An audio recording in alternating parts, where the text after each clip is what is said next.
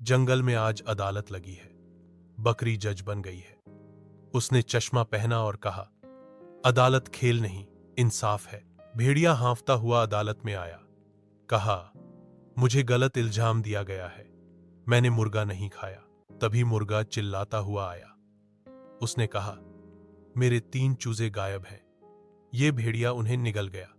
भेड़िया बोला, वो खुद मेरे थर्मस में गिर गए थे। गधा वकील बना हुआ था।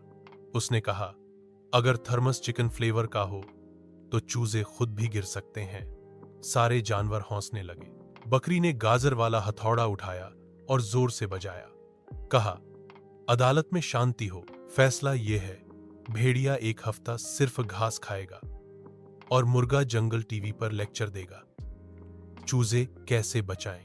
बंदर माइक लेकर आया। कहा, जंगल की पहली अदालत खत्म हुई। बकरी जज ने सबको सीधा कर दिया।